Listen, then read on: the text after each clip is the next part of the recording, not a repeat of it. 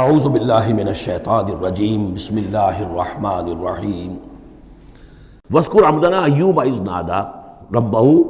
انی مسنی الشیطان بنصب وعذاب۔ اور ذرا یاد کیجئے، ذکر کیجئے حضرت ایوب کا علیہ الصلوۃ والسلام، ہمارا بندہ ایوب، جب اس نے پکارا اپنے رب کو، انی مسنی الشیطان بنصب وعذاب، کہ شیطان نے مجھے چھوت لگا دی ہے، بڑی تکلیف اور ایذا اور تکلیف، اور اس کی بیماری تھی، جلدی کوئی بیماری تھی جس کی وجہ سے سارا جسم جو ہے گل گیا تھا، اور اس درجے اس میں کوئی تعفن بھی تھا، کیڑے بھی پڑ گئے تھے کہ ان کی اہلیہ، بیوی، بچے ایک وقت تک تو انہوں نے خدمت کی جب تک کی، پھر بعد میں آ کر سب ہمت ہار کر ان کو چھوڑ کر چلے گئے تھے۔ تو گویا کہ اس قسم و پرسی کے عالم میں پھر انہوں نے یہ دعا کی، تو اللہ تعالیٰ نے فرمایا کہ ارکض برجلک، ذرا اپنا پاؤں مارو زمین پر، ھذا مغتسل، یہ اب تمہارے اس ایڑی کے جو زور سے جو چشمہ ہم نے نکال بہایا ہے، یہ تمہارے نہانے کے لیے ہے، بارد و شراب، ٹھنڈا ہے، اور پینے کے لیے بھی ہے۔ تو شاید جس کو ہم کہتے ہیں گندھک کا کوئی چشمہ نکل آیا ہو، جو کہ جلدی امراض کے لیے چشمے ہوتے ہیں، جہاں جاتے ہیں لوگ جلدی امراض کے لوگ جا کر وہاں جا کر نہاتے ہیں تو اس سے شفا ہوتی ہے، تو اللہ نے اس کے اندر وہ شفا ان کے لیے رکھ دی، وہ ٹھیک ہو گئے۔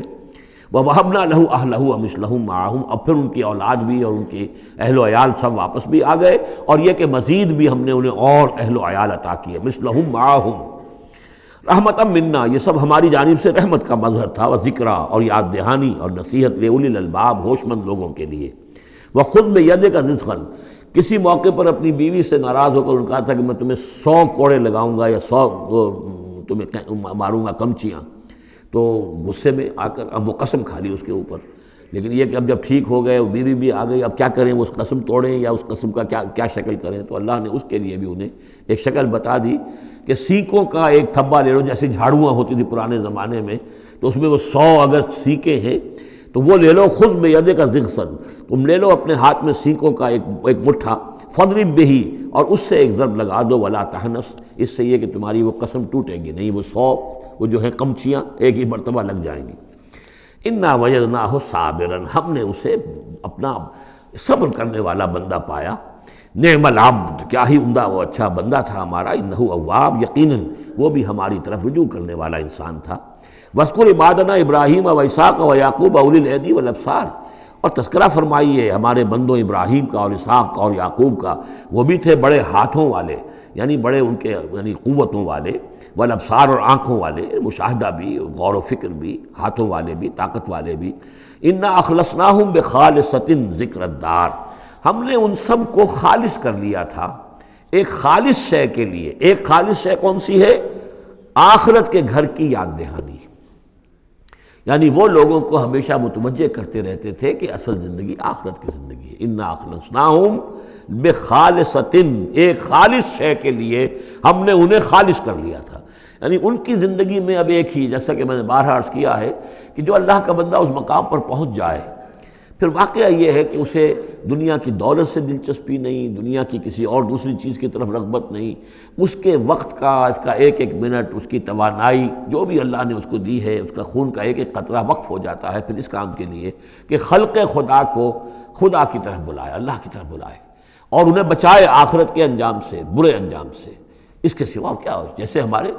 شیخ معین الدین اجمیری رحمۃ اللہ علیہ، وہ آئے تھے ہندوستان میں، اگر اس وقت آ کر بیٹھے ہیں اجمیر میں، جبکہ اجمیر ابھی جو ہے وہ کفر کا گڑھ تھا، راجپوتوں کا مرکزی مقام، اس لیے کہ شیخ علی حجویری جو لاہور میں ہیں، جن کو داتا گنج بخش کہتے ہیں، وہ تو اس وقت آئے ہیں لاہور میں جبکہ لاہور اسلامی حکومت میں شامل ہو چکا تھا، لیکن یہ کہ یہ معین الدین اجمیری، کیونکہ ابھی تک مسلمانوں کی حکومت وہاں تک نہیں پہنچی تھی، جو سمجھیے اجمیر جو ہے وہ تو راجپوتوں کا گڑھ، اور اس میں جو ہے وہاں جا کر بیٹھ کے اللہ کا بندہ اور دعوت دے رہا ہے، اور کاروبار تو کوئی کرنے نہیں آئے تھے وہ، بلکہ یہ کہ اللہ کی طرف بلانا، تو اس کے لیے ہم نے خالص کر لیا تھا۔ جو بھی اللہ کا بندہ اپنے آپ کو اس کے لیے خالص کر لے، وہ گویا کہ اللہ تعالیٰ کے مصطفین میں سے ہو جاتا ہے، وہ لفظ آگے آ رہا ہے، انا اخلصناہم بخالصۃ ذکر الدار وانہم عندنا لمن المصطفین الاخیار، اور یقیناً وہ ہمارے ہاں، ہمارے نزدیک وہ بڑے چنے ہوئے لوگ ہیں، اچھے لوگوں میں سے، نیک لوگوں میں سے چنے ہوئے لوگ، چنیدہ لوگ۔ جو شخص اپنی زندگی کا ہدف اسی کو بنا لے، مقصد اسی کو بنا لے، جینا مرنا اسی کے لیے ہو جائے، تو ظاہر بات ہے کہ اللہ تعالیٰ کے یہاں پر اس کا اونچا مقام ہے۔ وَاذْكُرْ اسماعیل والیسع، وذکر اور ذکر کیجئے اسماعیل کا بھی اور یسع